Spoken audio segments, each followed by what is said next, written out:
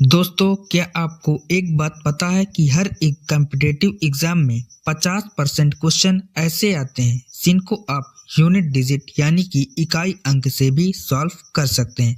आज की इस वीडियो में हम आपको कुछ ऐसे क्वेश्चन बताएंगे जिसको आप यूनिट डिजिट से मात्र कुछ ही सेकंडों में सॉल्व कर पाएंगे। तो चलिए दोस्तों, आज की इस वीडियो को करते हैं स्टार्ट।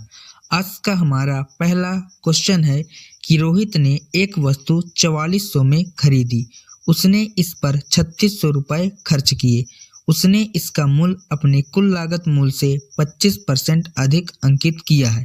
फिर उसने इस पर 19% की 2 क्रमिक छूटें भी दी। तो वस्तु का विक्रय मूल्य यानी कि सेलिंग प्राइस को हमें फाइंड आउट करना है। अब ये जो चारों ऑप्शन है उसका जो इकाई का अंक है वो चारों अलग अलग हैं, यानी कि इस क्वेश्चन को हम इकाई अंक से सॉल्व कर सकते हैं। चलिए यहाँ पर इस क्वेश्चन को हम सॉल्व करते हैं। तो रोहित एक वस्तु 4400 में खरीदता है, यानी कि जो रोहित का कॉस्ट प्राइस है वो है 4400 और उसने इस वस्तु पर 3600 रुपये और खर्च कर दिए। तो इसका कॉस्ट प्राइस क्या हो जाएगा, 4400 प्लस का 3600।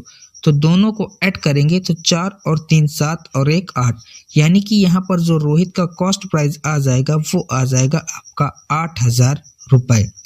इसके बाद नेक्स्ट स्टेटमेंट है कि उसने इसका मूल्य अपने कुल लागत मूल्य से 25% अधिक अंकित किया, यानी कि उसने 8000 की वस्तु को खरीदा जो टोटल लागत है और उस पर 25% अधिक अंकित कर दिया। तो 25% यदि अधिक अंकित करता है तो इसका मतलब यह है कि 8000 का हम 125% निकाल लें जो हो जाएगा आपका सेलिंग प्राइस। लेकिन यहाँ पर फिर नेक्स्ट स्टेटमेंट यह है कि 19% की 2 क्रमिक छूट भी दे रहा है। तो यदि पहली छूट 19% की है तो यहाँ पर 100 में से 19 को माइनस करेंगे तो आ जाएगा आपका 81% और दूसरी छूट भी आपकी 19% की है तो यहाँ पर भी इसका 81% हम निकाल लेंगे। यहाँ से इस पूरे को यदि हम सॉल्व कर लेंगे तो वस्तु का विक्रय मूल्य हमारा निकल कर आ जाएगा। आइए यहाँ पर इसको सॉल्व करते हैं। 2 0 से 2 0 कैंसिल, 1 0 से 1 0 कैंसिल। इसके बाद 25 चौके होता है 100 और 25 पंचे हो जाएगा 125। 5 से काटेंगे तो 5 दूना हो जाएगा 10 और 4 दूना होता है 8 और ये 8 भी कैंसिल। अब यहाँ पर यूनिट डिजिट देखें तो 1 एकन्नम होगा 1, यानी कि जो भी आंसर होगा उसका जो लास्ट डिजिट यूनिट डिजिट होगा उसका मान होगा 1। चारों ऑप्शनों में देखें तो सिर्फ और सिर्फ ऑप्शन नंबर जो बी है वहां पर है 6561 जिसका यूनिट डिजिट है 1, यानी कि जो वस्तु का विक्रय मूल्य होगा वो हो जाएगा 6561 option number B. I hope कि आपको यह क्वेश्चन बहुत ही अच्छे प्रकार से समझ में आ गया होगा।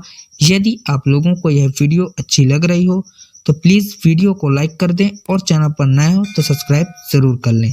नेक्स्ट क्वेश्चन है कि एक आयताकार पार्क की लंबाई उसकी चौड़ाई से 27 मीटर अधिक है।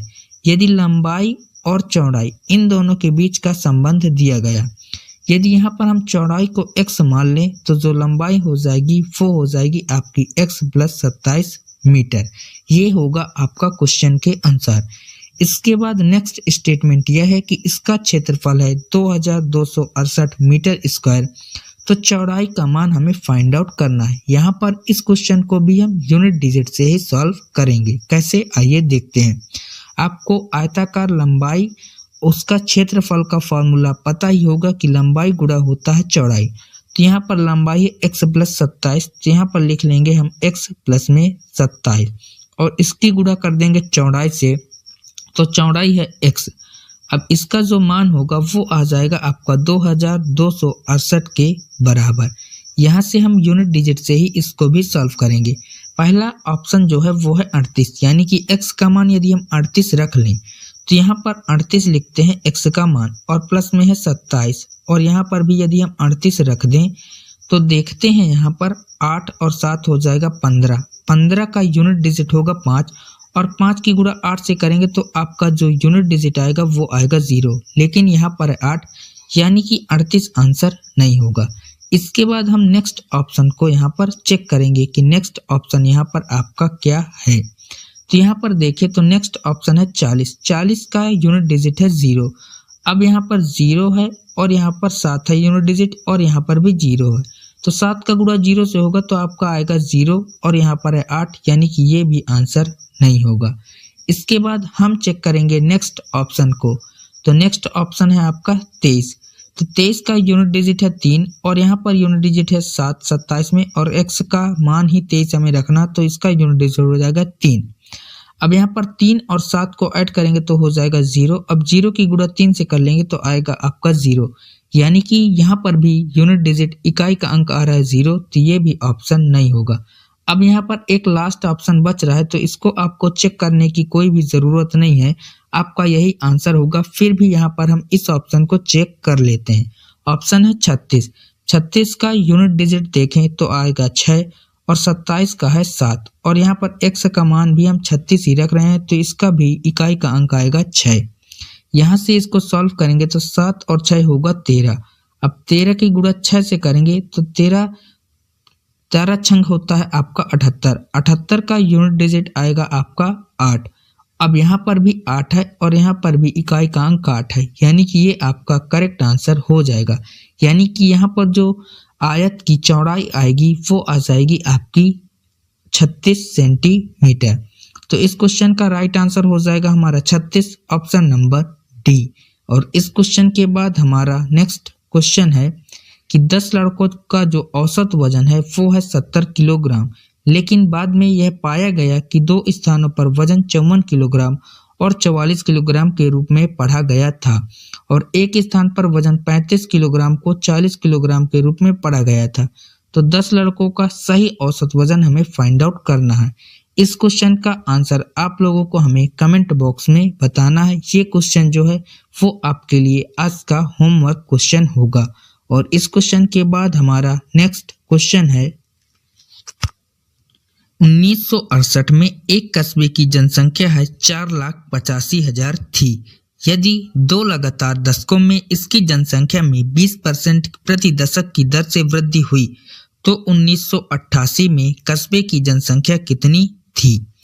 तो यहाँ पर देखें तो 1968 में कस्बे की जो जनसंख्या है वो है 4,85,000। तो यहाँ पर हम लिख लेंगे 4,85,000। अब यहाँ पर 1968 से 1988 तक देखें तो 20 वर्ष लग रहे हैं, और प्रत्येक दशक में जो वृद्धि होती है जनसंख्या में वो होती है 20% की। तो पहले दशक में देखें तो 20% की वृद्धि करेंगे तो हो जाएगा 120%, और समय हो जाएगा 1978। इसके बाद दूसरे दशक में देखें तो 20% की वृद्धि कर देंगे, और जहां पर जो समय हो जाएगा वो आ जाएगा आपका 1988। अब यहीं तक का हमें समय फाइंड आउट करना है। तो यहाँ से इसको सॉल्व करेंगे तो 2 0 से 2 0 कैंसिल और 2 0 से ये 2 0 कैंसिल। यहाँ पर देखें तो जो भी आंसर होगा यहाँ पर 1 0 यहाँ पर आएगा, और 5 दूना 10 यानी कि 1 0 और आएगा। तो जो भी आंसर होगा उसके अंत में आपको देखने को मिलेंगे 2 0। तो यहाँ पर देखें तो सिर्फ और सिर्फ ऑप्शन नंबर सी में है अंत में 2 0, तो वही आपका आंसर हो जाएगा। यानी कि 1988 में कस्बे की जो जनसंख्या थी वो थी 6,98,400।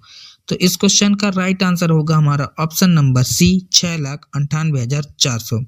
ये थे हमारे वो क्वेश्चन जिनको हम यूनिट डिजिट यानी कि इकाई के अंक से सॉल्व कर सकते थे। आपके इस 3 क्वेश्चनों में कितने क्वेश्चन सही हुए ये हमें कमेंट बॉक्स में जरूर बताइएगा। वीडियो अच्छी लगी हो तो प्लीज़ वीडियो को लाइक करिएगा, चैनल पर नए हैं तो सब्सक्राइब जरूर करिएगा।